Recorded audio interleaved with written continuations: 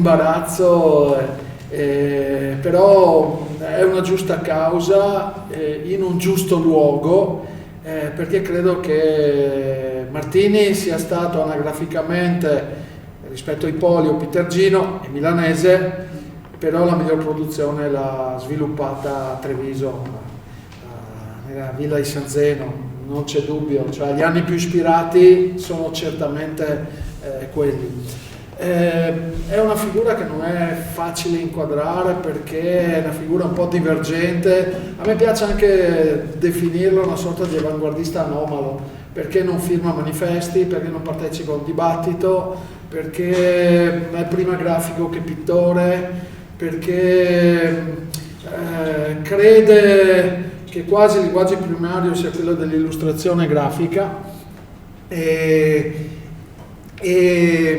alla fine comunque si trova proiettato sulla scena internazionale poco più che ventenne, e grazie a Pica, che è stato il suo mentore, figura di riferimento critico, che lo ha sostenuto, forse anche formato per tanti aspetti. Formato intendo perché Emporium era una rivista a lui fondata e diretta, e anche perché su Emporium gli ha dato la possibilità di pubblicare, e anche perché credo che alcune letture siano state, così pare, suggerite dallo stesso Pica, soprattutto i decadentisti francesi. E fra l'altro Pica aveva avuto una lunghissima corrispondenza anche con Stéphane Mallarmé, quindi non è una figura che dall'esterno propone dei astratti accademici, scrittori, no, è uno che in qualche modo ha conosciuto, ha vissuto, e la sua è stata anche critica militante.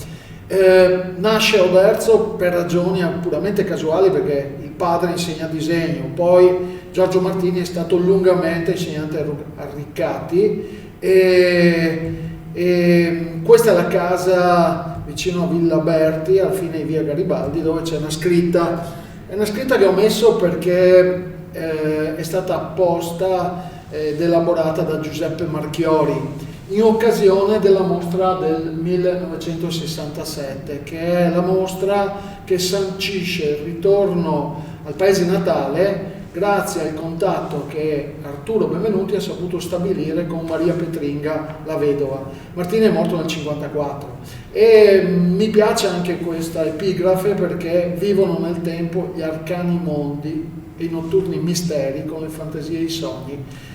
Dà subito la cifra di un artista legato all'immaginario, che è oltre l'academismo ottocentesco, che è oltre lo storicismo dello secolo scorso, che è oltre anche il realismo che si sta proponendo. Ha un'identità, una cifra assolutamente sua che emerge abbastanza precocemente.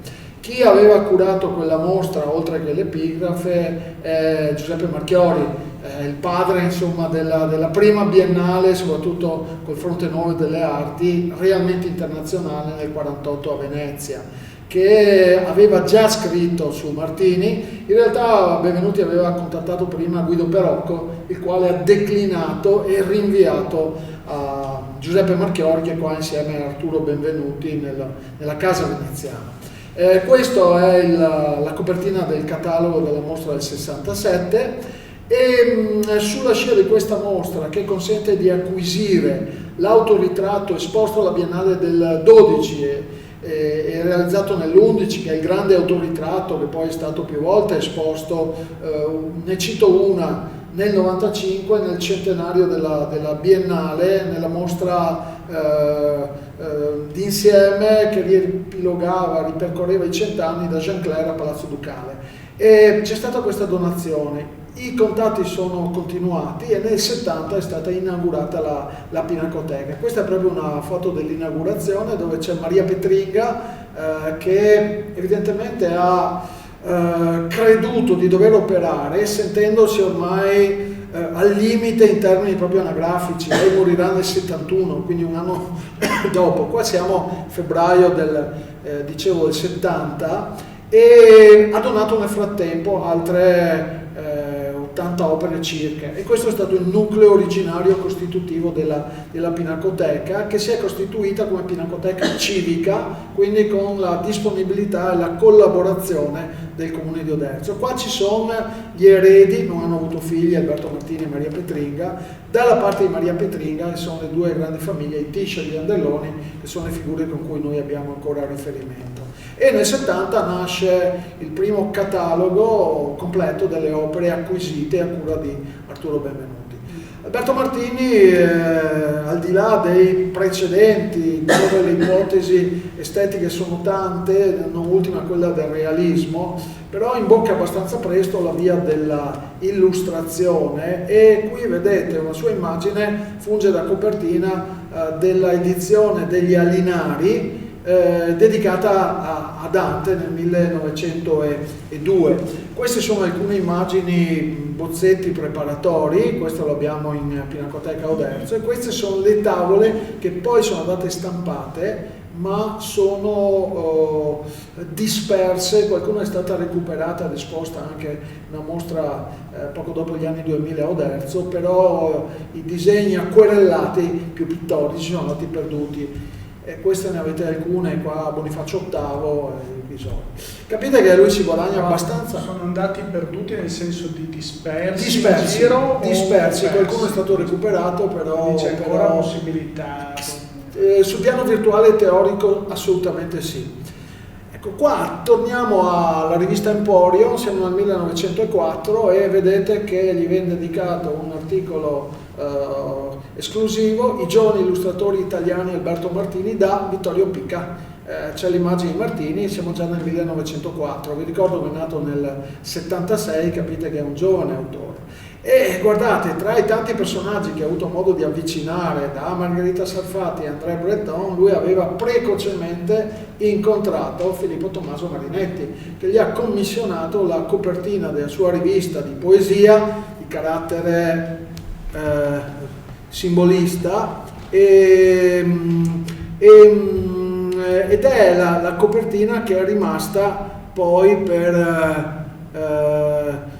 fino al 1909. Questo è il numero 1, ha cambiato colori di fondo ed è un'immagine già abbastanza macabra che vedete propone questa arciere, una carne in putrefazione. Guardate Filippo Tommaso Marinetti e anche però la firma di Alberto Martini 1905. Filippo Tommaso Marinetti, sapete, alla fine è la figura carismatica del gruppo futurista che pubblicherà sulle Figaro nel 1909 il manifesto. Martini però resta fuori, è una figura eccentrica, singolare e anomala. E a proposito della considerazione che Alberto Martini ha avuto anche presso figure dell'avanguardia, considerate quest'opera che è esposta in questo momento al Palazzo Foscolo, è del 1907, è l'immagine della bellezza della donna, un'immagine forse oggi politicamente poco corretta, che propone una figura scuoiata, con la donna che non è più quella, la femme fatale dei simbolisti, è una figura scarnificata che sembra soggetta, capite, a una consunzione che alla fine salva solo questo volto, che però è quasi un volto da sfinge. L'ho messa per una ragione, perché su Le Minotaur, la rivista una delle più importanti dei surrealisti, ed è una rivista che è uscita dal 32 al 35, un articolo di Salvador Dalì, non su Salvador Dalì, propone delle immagini di Man Ray, delle immagini dello stesso Salvador Dalì e appunto la bellezza della donna di Martini. È Salvador Dalì che su una rivista parigina che diventa quasi l'organo ufficiale nella stagione del secondo surrealismo sceglie Alberto Martini. Ecco, per dirvi che non si tratta di una figura isolata, provinciale. Non so, è vero che se voi pensate a André Breton propone in un quadro attraverso Marc Serre anche De Chirico come uno dei padri, però capite qua dal punto di vista di Salvador Dalì, che è già una figura che come pochi altri è riuscito in così poco tempo ad avere una visibilità, una considerazione, sia pure nella sua dimensione così eccentrica come surrealista, che va a scegliere una figura come appunto Alberto Martini. Ecco, questa è l'immagine da noi.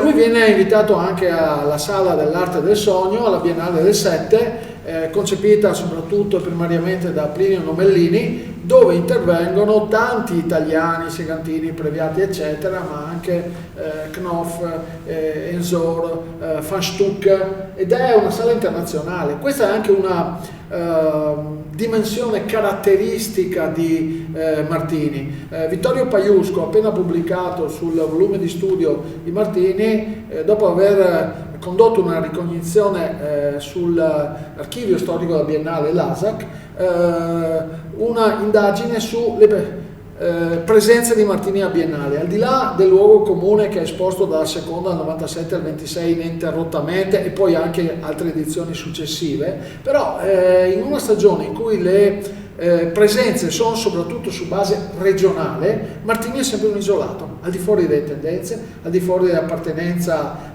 geografica, è un isolato oppure all'interno di questi gruppi di tendenza culturale. In questo caso la Sala del Sogno anche dà conto della ricerca condotta dai simbolisti. Questo è il concetto notturno di Martini che abbiamo esposto in mostra. E doveva essere presente un trittico, probabilmente un'opera o è stata venduta prima a Emanuele di Castelbarco o per ragioni di censura non è andata in mostra o lo è stata per pochi giorni, e questa è un'immagine nel sonno della Galleria d'Arte Moderna di Roma. Qua è bellissimo questo abbinamento, ma non mi perdo troppo a lungo su la natura con taglio bassissimo, lo spazio dell'infinito con cielo quanto mai animato e anche cosciente e presente, quei bagliori lunari sue nubi sembrano quasi diventare occhi, e questo è il rapporto dialettico tra questo buio dell'infinito e la dimensione aurea che isola e estrapola, e anche questa continuità interno-esterno con i cipressi, i pavoni che forse evocano anche l'infinito, e la terra che invece si associa alla donna, Gea, donna che dorme.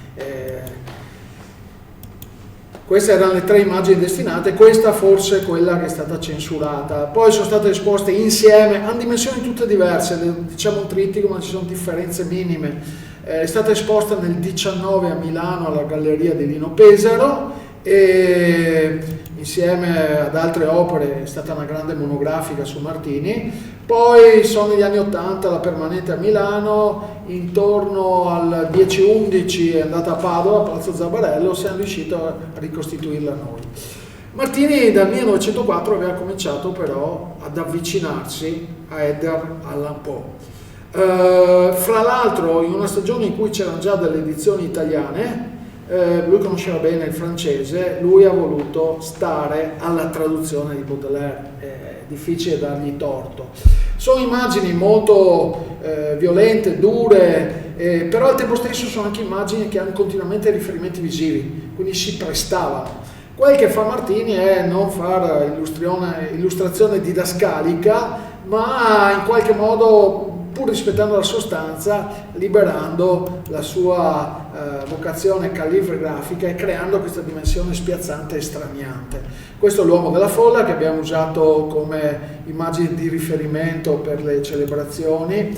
Oppure guardate queste immagini, forse meno macabre, però con questa luce di una Venezia che resta sullo sfondo e questa presenza di spiriti che sostengono questa gondola dove questa ragazza abbandonata viene portata verso dove non si sa. E vedete queste presenze magiche, c'è una dimensione legata all'immaginario e un clima un po' di tipo spiritistico che qua emerge. Oppure ci può essere questa dimensione travolgente, guardate l'energia, i futuristi le avrebbero definite linee forza, il gorgo, sono tutte opere di formato piccolissimo. Uno dei problemi perché Martini pensa subito in funzione bibliografica queste immagini, cioè spera di fare un'edizione illustrata di tutto Poe, però poi alla fine ci sono costi notevoli. Una volta che un editore americano ci pensa, Martini non è soddisfatto delle fotografie, anche perché non ha lavorato su grandi formati,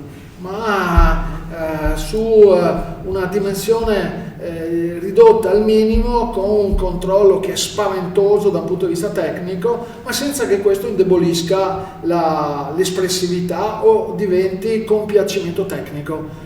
Questo gli va riconosciuto. Guardate questa dimensione di di specchi dove la realtà viene moltiplicata, e se questo è uno specchio, ma allora siamo noi che ci rispecchiamo, gli occhi che riecheggiano sopra, sotto, guardate le scale, una figura forse di un delitto, una persona che viene portata, e queste scale che evocano quasi gli spazi alla Escher, se ci pensate, e la dimensione così salda, solida, quasi litica, che poi diventa quasi liquida qua, cioè Martini è incredibile nella capacità di gestione di queste metamorfosi. L'immagine nasce dall'occhio interiore, avrebbe detto Friedrich. Berenice, che poi lui cita in un autoritratto del 5, cominciano a 5-7, non siamo sicuri. Vedete però che lui si rappresenta come grafico, ma anche come pittore.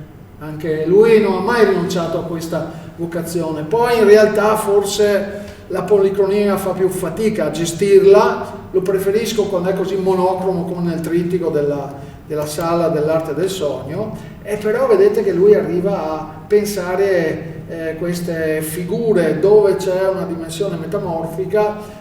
Questa è una delle immagini della biblioteca civica di Verona, Fondo Pariani, che costituisce una cartella che è intitolata Donne, farfalle, fiori e animali, e voi vedete come le ali diventano poi maschere, spesso grottesche. E l'immagine forse di arrivo è questa, che lui fa a livello litografico, ma la litografia è stata usata nell'Ottocento per la possibilità di avere immagini in tempi rapidissimi.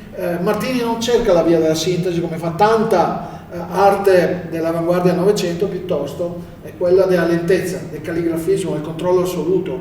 E qua a me piace perché per certi aspetti credo che sia una sorta di manifesto della sua estetica, in quanto si può anche leggere la figura che poi come femminile c'è, si afferma, ma in termini linguistici si nega perché mostra la parte posteriore, ma poi si sviluppa come capelli che divengono le setole di un pennello, e questo gli elementi di un pennino, le punte.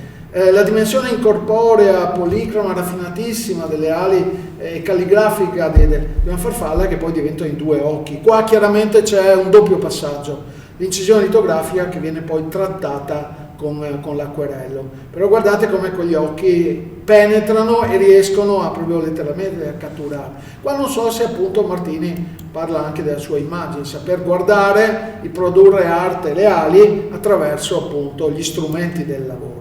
Vedete qua una farfalla che compare, a volte dicono che la prima non mi risulta che sia stata realizzata, difficile dire se è caduta o se sta per la crisalide che diventa poi farfalla, è illuminata da un faro, ma del resto l'artista è uno colui che è illuminato, due colui che crea nella notte.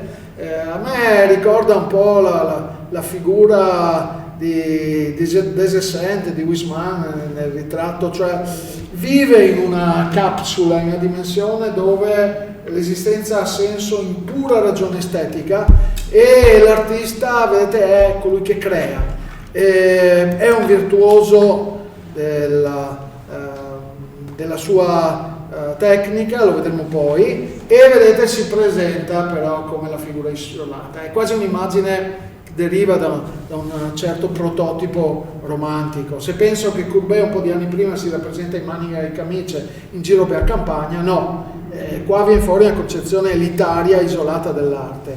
L'artista è colui che crea di notte sullo sfondo della Venezia, che può essere anche anagraficamente legata ai suoi parenti, alle sue ascendenze, però anche la città del sogno è la città sospesa sull'acqua. E vicino vedete la presenza di questo diavoletto che suona il violino. Ci sono alcune immagini che sono dei topos che ritornano, il violino, il diavolo all'interno con una serie di figure.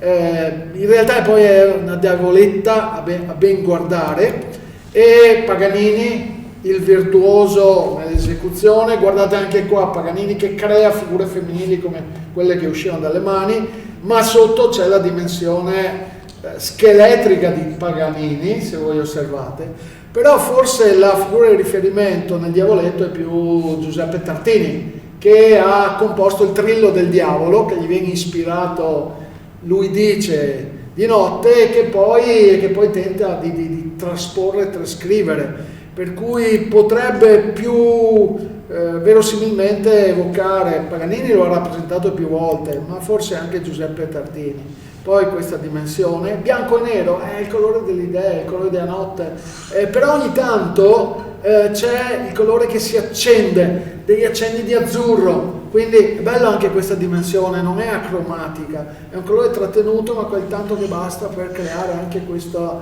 dimensione pulsante. E vedete, a proposito di quanto ho detto prima, questo comunque lo rivendica Treviso, San Zeno, anno 1911. Questo è un capolavoro assoluto, non è un caso che Forlì San Domenico ce l'ha chiesto, bisogna vedere adesso se la soprintendenza lo concede, per la mostra degli autoritratti che dovrebbe partire dal XIV-XV secolo su scala europea, e questo sarebbe un'opera per il Novecento e siamo ben felici. Quest'altra opera invece è il disegno preparatorio che noi abbiamo acquisito abbastanza tardi, all'inizio del 2000, e che adesso invece è in prestito qui sulla sala dedicata a Martini. Guardate come lui continua a essere coinvolto da Vittorio Pica, un disegno preparatorio con una tondo che però, osservate, propone, sono delle ossa, come elemento macabro di cornice, e una figura con delle manette, un teschio, delle stampelle, ed è attraverso gli albi e le cartelle un numero, altra rivista gestita, numeri monografici da Pica sul tema della guerra. Jacques Callot, Goya, Sattler sono questi due riferimenti, uno tedesco, l'altro francese per Martini, però Goya con i disastri della guerra ha cambiato il corso della rappresentazione della guerra. La guerra non è più la dimensione eroica epica, ma è denuncia dei massacri. Quindi non è così scontato all'inizio del Novecento fare riferimento a Goya, anche perché queste opere erano state pubblicate in Spagna negli anni 60 e l'800, anche se denunciavano i francesi, sono state censurate dai Borboni e hanno girato poco, però è lui il padre. E capite che però già nel 1905-6 lui aveva rappresentato l'allegoria della guerra e la guerra come massacro. C'è già il riferimento alle danze macabre, che poi concepisce in accordo anche con Domenico Longo, tipografo di Treviso, come cartoline da diffondere. Lui lo fa ancora prima dell'entrata in guerra del 15, della primavera del 15 dell'Italia, probabilmente su posizioni interventiste, e già schierato contro il blocco degli imperi centrali, pace, la Germania soprattutto, e capite questo, la Krupp, l'industria tedesca siderurgica finalizzata agli armamenti, Polonia, Serbia, e questo è quel che Hohenzollern è la casa regnante legata a Guglielmo II, il cancro del mondo. Fra l'altro lui aveva soggiornato a Monaco in Baviera, aveva pubblicato su Jugend, su Simplicissimus, riviste di grafica, si schiera, però anche il terrore degli austriaci, il bersagliere, e queste sono 54 cartoline pubblicate in 4 edizioni, e con i riferimenti che sono sempre gli stessi, capite? Ma questi sono termini che io ho trovato anche in alcuni manifesti interventisti dei futuristi. Che cos'erano i tedeschi? Questo è l'elmo guglielmino, che diventa un elemento corneo, che è estensione della scatola cranica, e quindi alla fine è Guglielmo II. E a proposito di riferimenti precedenti, fra l'altro guardate la dimensione geniale qua di Martini. Non so se la barriera alpina, perché questa è come ci guarda la Germania, però queste sono punte aguzze, e non so se vedete, questa è la lingua. È incredibile come la lingua poi continua le punte aguzze, e cioè diventa un vuoto, mentre questi sono i denti, cioè il cielo diventano i denti. Ha fatto un ribaltamento di significato, e questo dovrebbe essere sempre Guglielmo II. I baffi sono un elemento iconografico proprio che lo connotano, i baffi così sostenuti. È 1941. Qualcuno ha sostenuto una sintonia, non lo so, ecco, però ecco, non mi sento di escluderla. Poi vedete l'impero della morte, l'Aquila con bicefala, la dimensione imperial reggio dell'Austria, Gavrilo Princip, colui che ha ucciso Francesco Ferdinando, e la Serbia che viene impiccata. Ecco, sono le danze macabre medievali che vengono recuperate e riattualizzate. È vero che su una poesia successiva, forse degli anni 30, quando parla della guerra, Martini la denuncia proprio come assoluto massacro. Federico Zandomenico mi fa paura, questo artista, dice, con la sua fantasia infinita. Negli stessi anni, e io credo che non siano immuni di quel clima, io infatti credo una cosa, che Martini viene sempre totalmente dissociato o troppo dissociato dal suo tempo. Capite che è un tempo di grandi contraddizioni, conflitti, di elementi di assoluta modernità. Provate a pensare solo alla progressione che c'è nell'ambito della ricerca scientifica, gli studi sul micro, sul macrocosmo, la scoperta e la nascita della genetica in senso moderno, la trasmissione, l'uso delle onde radio, il motore a scoppio, il volo umano, potremmo continuare, i primi grattacieli. Però anche poi in sintesi dalla bella epoca la prima guerra mondiale, per cui il progresso scientifico che spazza via tutte le speranze che il positivismo aveva forse posto, e serve il progresso scientifico per aumentare il potenziale devastante dell'uomo.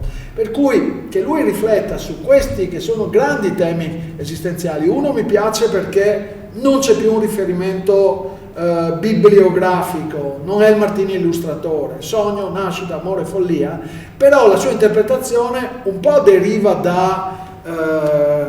dai simbolisti. C'è in particolare, qua non l'ho messo, una prima cartella, un'antiporta figurata dove viene riportato un pensiero di Notte dell'Inferno di Rimbaud, dove dice: io vi rivelerò tutti i misteri terreni e misteri celesti, e vi parlerò del mistero del sogno. Sono esattamente queste 6 categorie,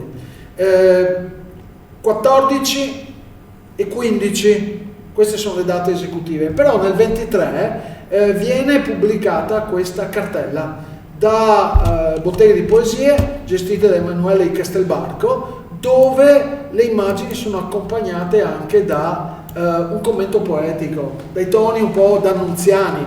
Li abbiamo esposte in mostra, e queste sono le immagini. Il sogno, un corpo femminile con questa dimensione fluida che sale, i seni che diventano una bocca, forse una stella, gli occhi che piangono, un delitto con una figura che cade, qualcosa che attenta incombe su questo corpo, sembra già una radiografia, a proposito anche i raggi X, una scoperta di questa stagione, e non si capisce se è un occhio o un sole che illumina. È una dimensione comunque alla fine drammatica, come un destino di morte incombe su questa nascita. È un feto con un sole che sembra più quasi forse tramontare, è una dimensione di una notte che l'attende, con figure, vaghe ombre che sembrano quasi appartenere o evocare l'inferno dantesco. E la follia è una maschera tragica, qualcosa di teatrale, ma con una testa che scoppia. Qua ha visto qualcosa dei futuristi. Questo amore destinato forse a essere o assorbito da questa pianta, che potrebbe quasi essere una pianta carnivora, comunque spinosa, in una dimensione dove tutto è buio e c'è un gorgo che sembra inghiottire. Non si può non recepire un clima che vede la civile Europa esprimere il massimo della sua inciviltà. Questa è la morte e questa è la Madonna dell'Infinito. Io trovo che è un ciclo importantissimo, litografico. Ecco, lo abbiamo esposto tutto con le stampe, non potevamo staccarlo dal volume originale di Castelbarco, e quindi le abbiamo stampate per far dichiarare che è una riproduzione, mentre abbiamo gli originali esposti. Bocca, amore. E questa è un'immagine tipicamente simbolista, perché capite questa energia che fonde anche dal punto di vista fisico-anatomico i due volti, e poi alla fine si mostra in uno slittamento che è dissociazione degli occhi, e quindi è la negazione di questo affetto, perché c'è un'assoluta indifferenza, se non estraneità tra i due. Non so se questo potrebbe avere una continuità con qualcosa che si può vedere in immagini dei viennesi di questa stagione, non solo in Klimt. Però capite che Martini ha anche uno spirito sperimentale che lo porta a recuperare qualcosa che deriva dall'Ottocento, l'idea che il teatro può essere l'opera d'arte totale perché costituisce la fusione delle arti.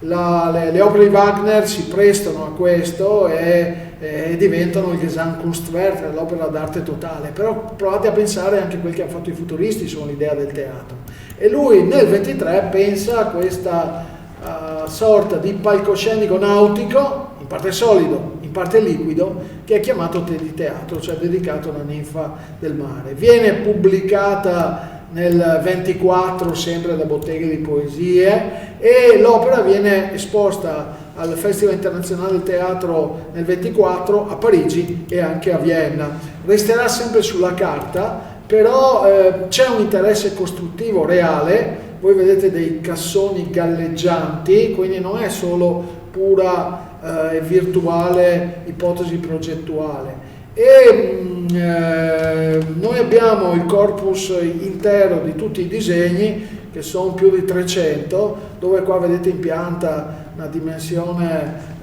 addirittura mobile, che può servire talvolta per gli attori ma anche per il pubblico in alcuni casi, e vedete come si declina il Te di teatro, può collegarsi a terraferma con un ponte aereo, ci sono degli scogli praticabili talvolta mobili. Si è fatto fare anche un modellino, questa è una fotografia di un modellino in legno in piccole dimensioni, dove Martini poi lavora e qua è la fotografia, quindi idea fotografia.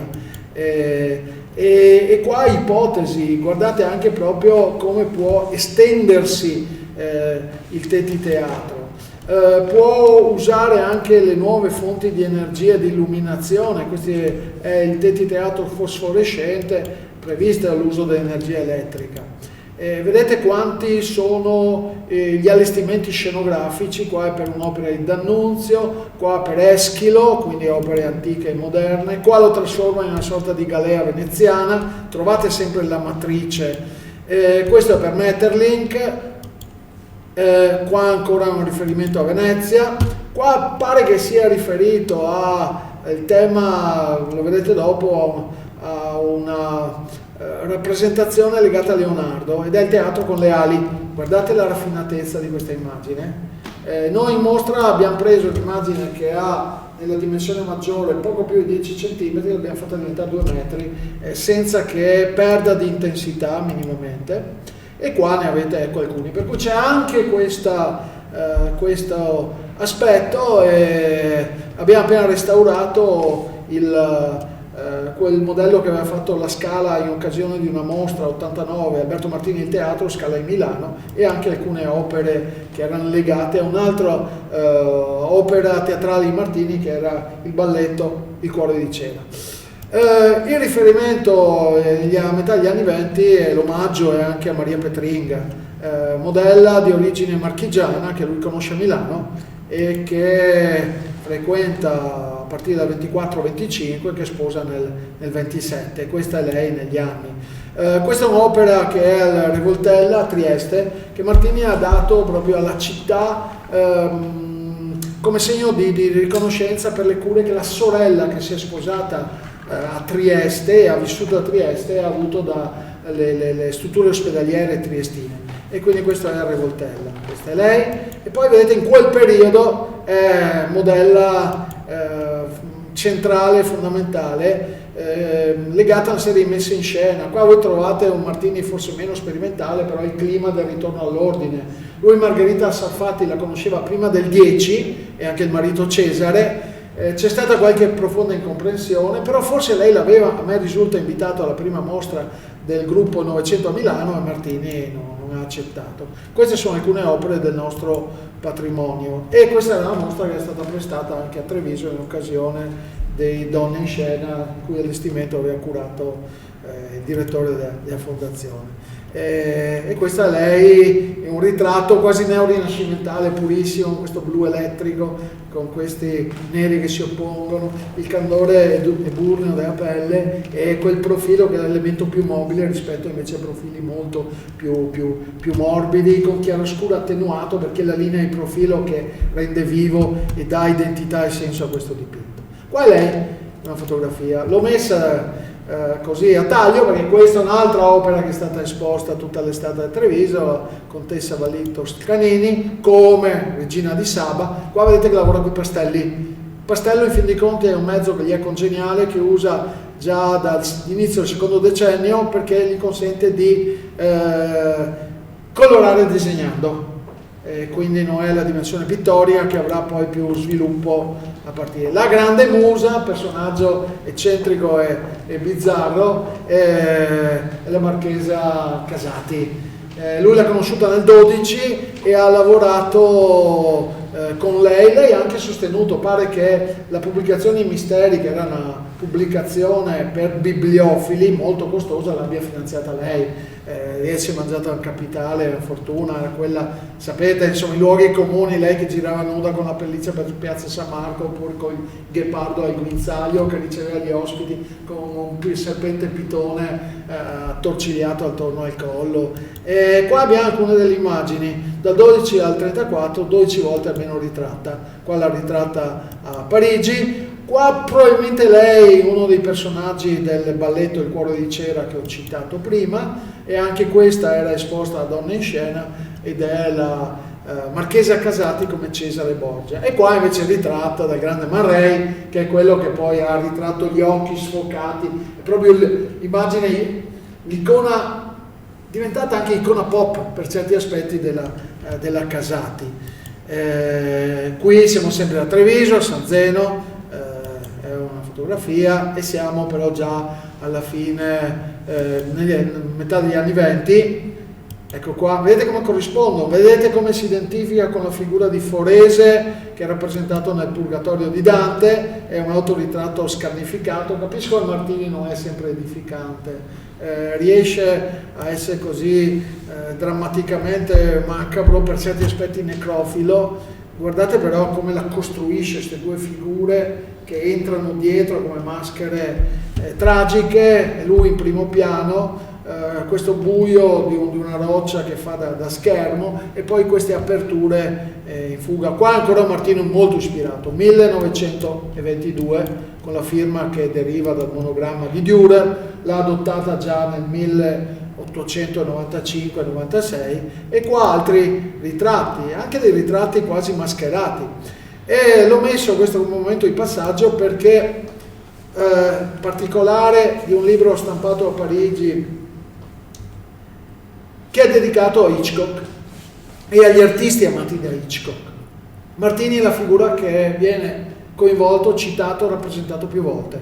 E questo è il quadro che è proprio il quadro idealmente di Hitchcock su Martini, è conservato al Museo di Belle Arti di Montreal, e vedete che è una figura quasi doppia, profili femminili, sagoma frontale, sagoma e profile, e poi lui in questa dimensione mascherata, e poi è lui la doppia presenza reale e fantasmatica, diurna e notturna, con la solita mano che irradia una sorta di spirito che aleggia, e poi lui, vi ho detto, rivendica di essere un artista che opera nella notte e che parla con i suoi fantasmi. Siamo negli anni in cui purtroppo si sente tagliato fuori, boicottato anche dal gruppo I Novecento, la speranza di andare a Parigi. Lui ha già fatto 2 mostre a Parigi, 3 a Londra, cioè una figura comunque internazionalmente nota. Però qua deve mettersi così ancora in discussione. Questa è una forma forse un po' schematica, però capite che questa dimensione poliedrica alla fine forse tenta in maniera un po' semplificata e discutibile di fare i conti con la scomposizione dei cubisti, e da questa scomposizione però nascono anche immagini come queste, sempre il bianco e nero, in questa simultaneità di visione, con una figura molto scavata e inquietante, una mano, è un'immagine macabra nonostante di scheletrico ci siano solo questi denti, se guardate bene. Però il clima, ecco, i Martini che si guarda dentro e che crea, questo vi ho detto è un capolavoro che avete al Bailo come pochi altri, questa sempre compresenza che guarda in infinite direzioni, in più direzioni, con questi piani di inserimento che sono quasi più neoplastici che cubisti, perché c'è molto, e la mano che crea, che produce, ed è un disegno. Capite che addirittura in un'immagine che lui concepisce, l'invenzione genuina, a titolo forse non molto ispirato, e dove lui dice che cosa ha fatto a Parigi, parlando di 3 capitoli, la pittura a maniera nera, la poliedrica, la psicoplastica, vedete che lui cita tra le opere per la maniera nera quel quadro, quello che è qua, che è arrivato a Treviso, faceva parte della collezione Berti, che poi è andata negli anni 80 all'asta, e sul quale ha scritto anche Eugenio Manzato a più riprese. Vedete la pittura poliedrica e poi quella più psicoplastica qua, però la maniera nera sceglie quell'immagine. E vedete maniera nera, e qua c'è una dimensione, questa arriva dal Mart di Rovereto, siamo riusciti a ottenerlo in prestito con queste presenze femminili e piani che aprono ad altri piani e presenze antropomorfiche con altre forme che evocano un volto ma che poi sono una presenza dissociata dall'antropomorfismo. La dimensione forse notturna perché è una luna piena, ed è il Martino con un notevole riservo cromatico che crea questi tanti piani, livelli che si sedimentano.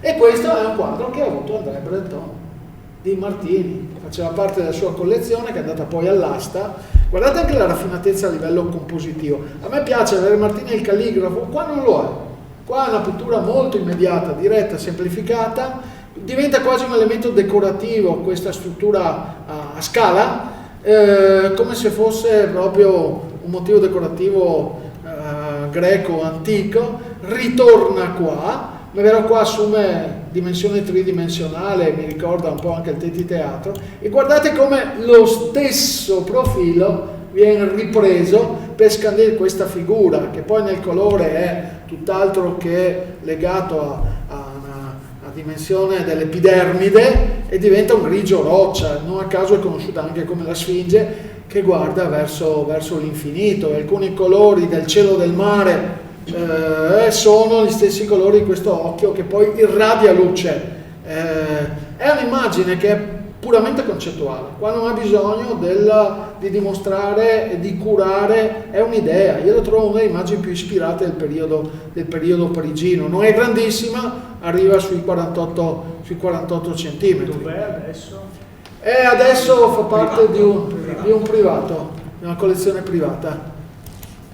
Deve aver fatto diversi giri perché è rientrata in Italia, perché è andata all'asta in Francia nel 2003. Per quel che riguarda altre immagini, vedete, ecco l'ultimo Martini che un po' si nutre di forme dei simbolisti e delle scomposizioni, e qua però si rappresenta nel 1945 disgustato per la guerra. Le ultime immagini sono un po' più stanche, forse una svolta mistica, forse le storie della Vergine sulle poesie di Rilke. Questa era un'immagine che era esposta alla Santa Caterina nella mostra La donna in scena. Per questo dimostra secondo me una tecnica incredibile anche nel pastello, perché un velo così è un'opera d'arte in sé, al di là del ritratto. Sì, gli serve anche per vivere, penso, perché ha bisogno, cioè lui ha una committenza privata, perché i conti non tornano in questo periodo. Il pastello però riesce proprio è luce che si condensa o si smaterializza come pochi altri, questo va a vedere. E dopo c'è sempre il riferimento mitologico, per cui Anice Rossetti diventa Diana, la dimensione anche della notte. E l'ultima immagine l'ho messa anche perché è un ritratto in assenza, con questo torna a Biennale. ha le stesse dimensioni dell'autoritratto, 2,40 m per 1,30 m.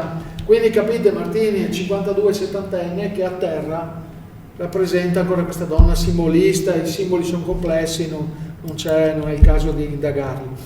Ecco, per quel che riguarda le celebrazioni, è chiaro che non potevamo non fare celebrazioni del 70°. Io credo che sia una responsabilità culturale e ci fa molto piacere che tutto questo sia stato organizzato in rapporto ad altre istituzioni culturali importanti, Treviso compresa. E quindi credo che sia necessario far rete, perché è un artista che ci appartiene e che è tutt'altro che provinciale, ha bisogno di essere recuperato, riscattato e valorizzato fino in fondo, e noi ci stiamo provando e quindi siamo grati a tutti coloro che hanno dato un contributo. Le celebrazioni hanno avuto tanti diversi eventi, io ne ho preso qualcuno, tutto è partito dal 9 novembre del 22, qua siamo all'ASAC, una giornata di studi dedicata a Alberto Martini, da Roberto Ciccuto, direttore della Biennale, con Paolo Bonifacio, che voi a Treviso conoscete, con Alessandro Botta e poi Lia Durante, che lavora all'ASAC, archivista eccetera, e Vittorio Paiusco, che è quello che poi ha pubblicato.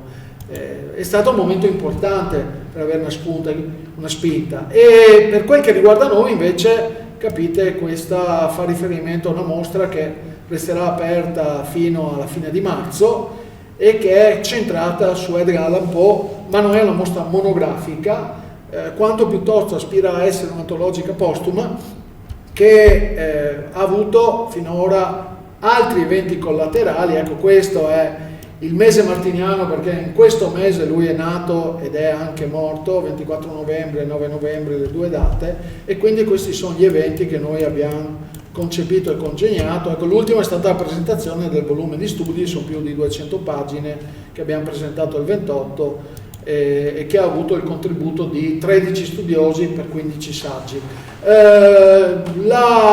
L'allestimento è stato in qualche modo condiviso, però la figura di riferimento è stato Luca Facchini, che insomma ha contribuito alla bellissima mostra di differenti o diversi con metodo, differenti con metodo. Mi ha aperto il cuore, esco anch'io dallo IUAV nella mia mediocrità, però quella scuola è stata anche la mia. Alcune dimensioni progettuali, un rendering di un'altra sala importantissima, siamo riusciti a rifare la sala del sogno, l'ipotesi progettuale, e poi qua vi portiamo nel retroscena o nel backstage. Siamo in fase di allestimento, Villaggio Globale ci ha dato una mano importante, Apice operativamente ci ha sostenuto nell'allestimento tecnico vero e proprio, e qua siamo nella fase di inaugurazione. Questa deriva da una collezione trevigiana ed è un omaggio a Vittorio Pica, il mentore di Martini. Qua nel sonno, La bellezza della donna, siamo riusciti a ottenerla, arriva da una collezione fiorentina. Alcuni pastelli questi sono addirittura dai 14-15, sempre queste sono di collezioni locali. Qua siamo riusciti a recuperare più di 40 opere tra tavole maggiori e minori, e tra gli ospiti illustri abbiamo avuto Rodolphe Lapetit, che è stato il conservatore del Museo d'Orsay di Parigi negli anni '80, che adesso dirige un altro museo. Questa è la stanza dedicata a Poe, l'immagine che abbiamo utilizzato come riferimento, e questa invece è l'ultima stanza, è dedicata agli autoritratti, al tema del doppio. L'immagine che resterà fino a fine mese di Martini. L'uscita un po' teatrale, però è stata un'idea del nostro allestitore. Abbiamo preso il bacio ed è diventato scenograficamente una bella chiusura. Poi sotto abbiamo due mostre collaterali, queste che vi lascio perdere, ma ci sono un'altra sessantina di opere sempre su Martini o dedicate a Martini. Milano, l'abbiamo fatto collaborando con il Castello Sforzesco, che ha avuto importanti lasciti martiniani, la collezione Bertarelli, e loro si sono concentrati sulla danza macabra, cartoline ma anche alcuni disegni, però le hanno declinate con danze macabre, incisioni che facevano parte delle collezioni civiche del 500 del 600, e là c'è anche una riproduzione di Alberto Martini. Questa è l'immagine un po' più famosa che hanno usato anche nel manifesto, anche abbastanza grande considerando il calligrafismo, e qua alcune immagini delle cartoline della danza macabra esposte. E sì, a Milano al Castello Sforzesco una collezione di incisioni Importanti, infatti noi speriamo anche di fare le reti anche con loro, bisogna, è fondamentale, è decisivo. Qua invece siamo a Bruxelles, io non ci sono stato, c'è stato il nostro direttore, dove la Casa Veneto, sede di rappresentanza ufficiale della regione, ci ha chiesto non ho ottenuto il benestare per la pubblicazione da persona qui rappresentata, siamo tra amici, si può anche un po' scherzare credo, e ci hanno chiesto una piccola monografica su Alberto Martini e Dante, quindi concepita sulle 3 cantiche con la presentazione dell'artista. Chiaramente sono riproduzioni, ma queste resteranno lungamente, però ci fa piacere perché in qualche modo questo è un luogo di passaggio non solo pubblico e ufficiale, ma anche importante culturalmente, e quindi molto volentieri siamo riusciti. E qua invece siamo a casa, e mi fa piacere ricordare che qualcosa ci aveva unito nel 21-22 per le mostre di Dante e la Divina Commedia. Qua è l'ingresso, non ho messo molte, ma però che a fine novembre del 22 c'è stata anche la nuova sala dedicata a Alberto Martini, dove noi abbiamo prestato qualcosa, però è bella questa dimensione ed è giusto che ci sia questa possibilità di condivisione, così come abbiamo avuto sostegno da parte dei musei civici Treviso per opere, anche per un supporto allestitivo con elementi importanti, quindi mi fa piacere segnalarlo. Tra l'altro qua tra le figure qualcuno lo conoscete anche voi, però ecco, sbaglio, questo è Vincenzo Anderloni, che è venuto a Treviso per l'inaugurazione della sala da Milano, ed è uno dei nostri combinati di gestione, ed è l'erede della terza generazione dopo Martini, col quale abbiamo un ottimo rapporto. Ecco, per quel che riguarda, però, capite che le mostre rischiano di essere una dimensione effimera, e quel che resta nel tempo, non so se sono condannato generazionalmente dall'anagrafe a credere alla carta, però alla fine la riflessione si fa in maniera distaccata usando i cataloghi, e quindi qua a cura dei nostri Paolo Bonifacio, Alessandro Botta, il catalogo della nostra mostra, una shop guide più che un catalogo, un centinaio di pagine.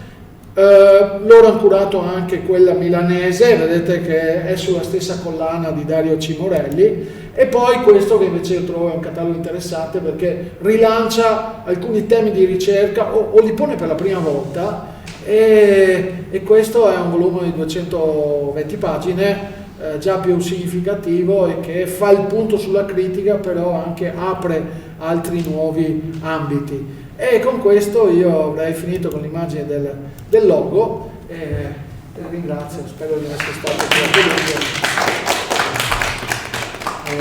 più e grazie a voi, spero che sia l'inizio di una collaborazione magari un po' più partecipata, ma non lo dico così per lo stesso sarebbe capitato magari a Oderzo, però ecco, è un segno che abbiamo tanto da fare, e spero che poi chi visualizzerà queste immagini, ecco, possa anche dare un riscontro concreto e diretto, perché le opere, sì, viviamo l'età della riproducibilità tecnica delle opere d'arte, ce l'ha detta Benjamin, però le opere d'arte vanno viste direttamente, ecco. Quindi a futura memoria, se di una tecnica tale, perché sì, però ecco, se è tecnica fine a se stesso, e credo che lei condividerà, si rischia di fare artigianato artistico, certo, e autocompiacimento di tipo narcisistico. Quel che a me fa impressione di Martini, che lavora con la lente di ingrandimento, la capacità di controllare compositivamente e la gestione dell'espressività che non è mai autocompiaciuta fine a se stesso. Questo negli anni più illuminati davvero lui è impareggiabile. Che Salvador Dalì vada a coinvolgermi su un suo articolo, non su un articolo dedicato a lui, quindi scelto da altri, Immagini di Martini, l'ho scoperto da poco, però apre gli occhi ed è significativo. Grazie, buona serata a voi e grazie per il sostegno